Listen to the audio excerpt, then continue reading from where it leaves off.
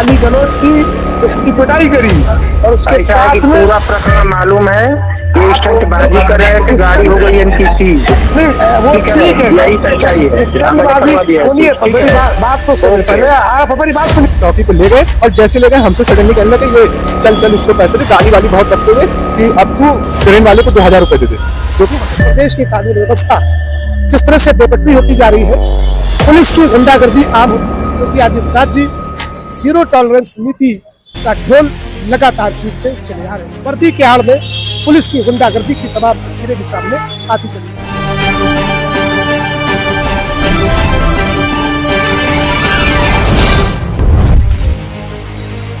नमस्कार दर्शकों, न्यूज अड्डा में आपका स्वागत है। मैं हूं आपके साथ शकील सिद्दीकी। दर्शकों, आपको बता दें कि उत्तर प्रदेश की कानून व्यवस्था जिस तरह से बेपटरी होती जा रही है, पुलिस की गुंडागर्दी आम होती जा रही है। एक तरफ अपराधी बेखौफ होकर घूम रहे हैं, आए दिन आपराधिक घटनाएं कर रहे हैं, तो दूसरी तरफ वर्दी के आड़ में पुलिस की गुंडागर्दी की तमाम तस्वीरें भी सामने आती चली आ रही है। वही प्रदेश के मुखिया योगी आदित्यनाथ जी जीरो टॉलरेंस नीति का ढोल लगातार पीटते चले आ रहे हैं। ये कैसी जीरो टॉलरेंस की नीति है, ये समझ से बाहर है, क्योंकि तस्वीरें कई बार हमने आप तक पहुंचाई है।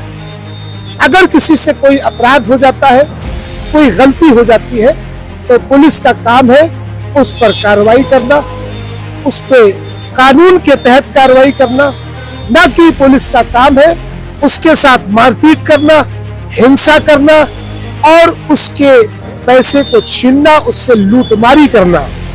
ऐसी एक घटना हुई है राजधानी लखनऊ में, प्रेरणा स्थल चौकी क्षेत्र का मामला है। एक लड़का है साकिब, जो अपनी कार से अपने घर जा रहा था। बारिश का मामला है तो सड़कें गीली भी है, हालांकि उसकी गाड़ी की स्पीड 70 से 80 किलोमीटर प्रति घंटा थी।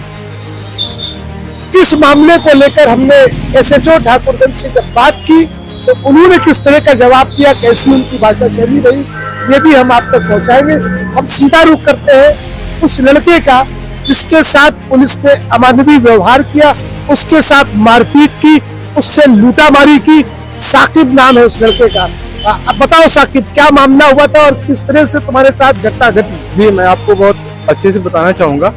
हम लोग हजरतगंज से, हम, मेरा छोटा भाई और हमारे दो और फ्रेंड हजरतगंज से आ रहे थे और हम अपने घर की तरफ जा रहे थे। तो जो नया ग्रीन कॉरिडोर की तरफ रोड बना हुआ है, वहां से जब हम डाउन लाइन जाती है, जो रोड कटी हुई है, वहां से नीचे उतर के जैसे ही मैं ग्रीन कॉरिडोर के नीचे कॉलोनी की रोड पे पहुंचा, तो वहां पे मैंने देखा कि एक गाड़ी अचानक से, हम टर्न ले रहे थे, ये बात सच्चाई, मेरी गाड़ी की स्पीड थोड़ी सी ज्यादा थी, अराउंड 80 to 85 थी। उस पे फिर मैंने हैंड ब्रेक भी लिया और पैर से भी ब्रेक लगाया, और जैसे ब्रेक लगाया, चूंकि मेरी गाड़ी ऑटोमेटिक है, तो एकदम से स्पीड कंट्रोल नहीं हुई और हमारी गाड़ी वरना थी। और जैसे ही हमने दोनों ब्रेक लगाई तो हमारी गाड़ी पानी की वजह से और ज्यादा स्लिप कर गई।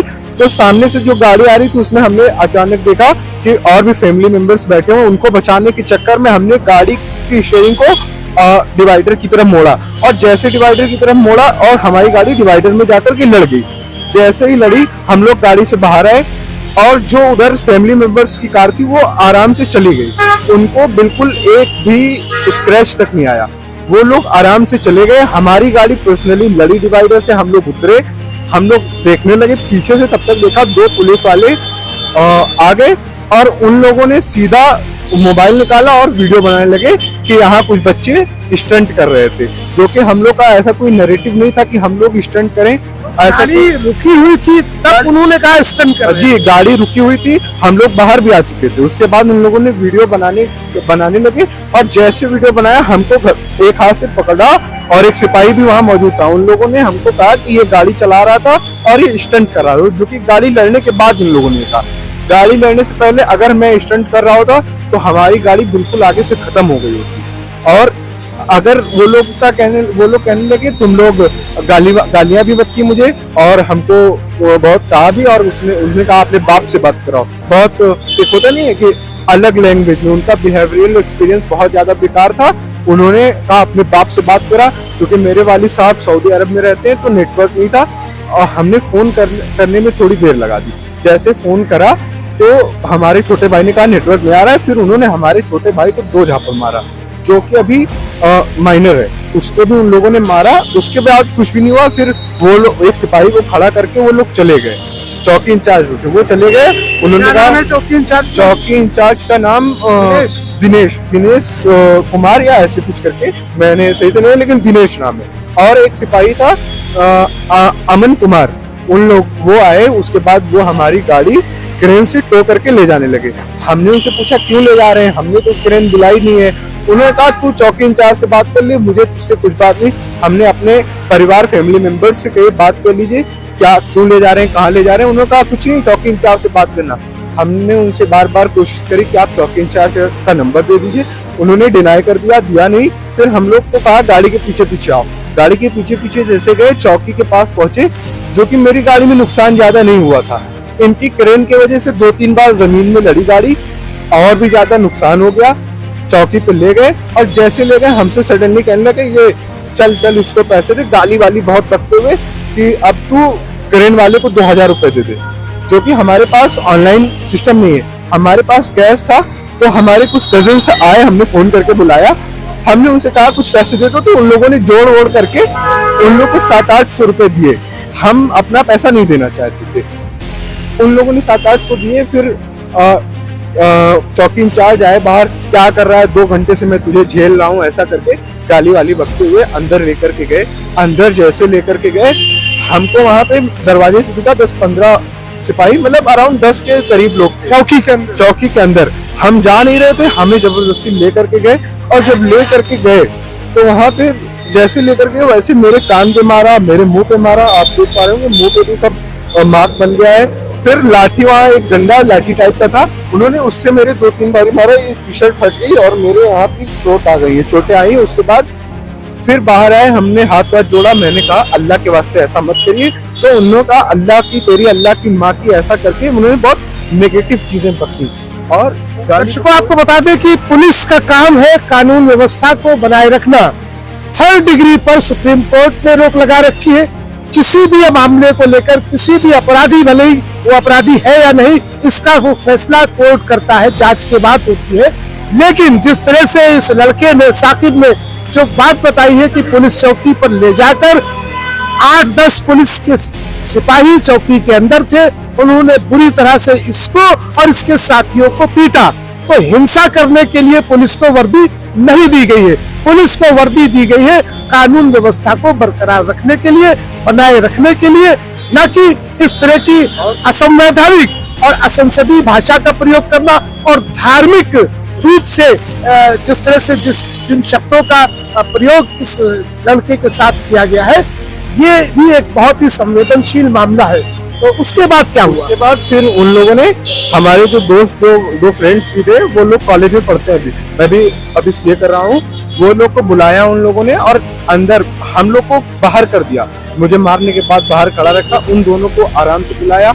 एक सिपाही आया, फिर उन लोगों, एक बार लड़का अंदर गया तो उससे कहे कुछ पैसा वैसा है कुछ दे, गाली वाली बकते हुए गालियां दी उनको बहुत। उसके बाद पैसे उनसे, उसकी जेब में 700-800 रुपए थे, उसने कहा 700 है, दूसरे का उतने में क्या होता है, और पैसे लेकर गया। तो उसने अपने एक दोस्त को और बुलाया, तो उन दोनों ने मिल करके और पैसे लिए, और अंदर गैलरी में, वहाँ पे एक गैलरी बनी हुई है, चौकी है, चौकी के अंदर गैलरी, एक सिपाही अकेला गया। उन लोग के भी दांत वांत से ब्लड आ रहा था, पता नहीं उन लोगों ने क्या किया उसके साथ। उससे पैसे लिया और उसको गाली बकते हुए कहा, माँ की गाली दी, बहुत भद्दी चीजें कही, और कहा जहां तक मेरी नजर पहुंच रही है तू वहां तक दूर तक नजर ना आना, अब तुम लोग का इन्वॉल्वमेंट नहीं। फिर वो दोनों चले गए अपनी ड्रेसिंग वगैरह का। फिर थोड़ी देर बाद हमको आए, कहा कुछ बना, कुछ पैसे वैसे का इंतजाम बना, मैंने कहा कुछ नहीं।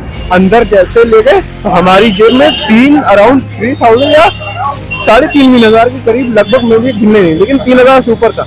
उन लोगों ने सब छीन लिया और कहने लगा कुछ पैसे और क्या। मैंने कहा मेरे में ऑनलाइन नहीं चलता है, और सच बता रहा हूँ, मेरा अकाउंट नहीं चल रहा है। अच्छा, वो गाड़ी कहाँ है, क्या नंबर है गाड़ी? गाड़ी का नंबर है UP 32 JR 7672।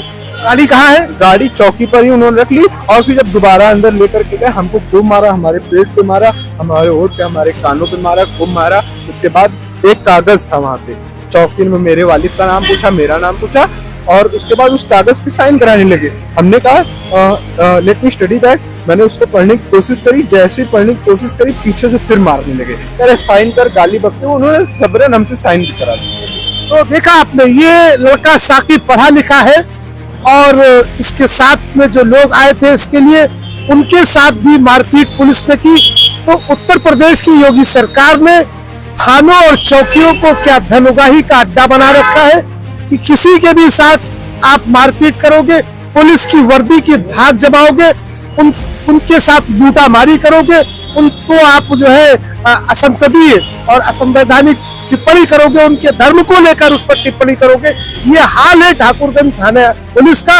और ठाकुरगंज थाना पुलिस की कई और भी ऐसे तमाम शिकायतें आ चुकी है, कई और मामले ऐसे सामने आ चुके हैं। और अभी जब मैंने SHO साहब से फोन पर बात की और उन पर मामला जानना चाहा तो उन्होंने किस भाषा में मुझसे बात की है, तो सवाल ये खड़ा होता है कि जब मीडिया के लोगों से इस तरह की भाषा में बात करते नजर आ रहे हैं SHO ठाकुरगंज, तो फिर आम लोगों के साथ ऐसी ही घटनाएं होंगी, इसी तरह से लूटमारी करेंगे। और पुलिस की आड़ में जिस तरह से गुंडागर्दी लखनऊ पुलिस करती चली आ रही, इस पर योगी आदित्यनाथ को कदम उठाने होंगे।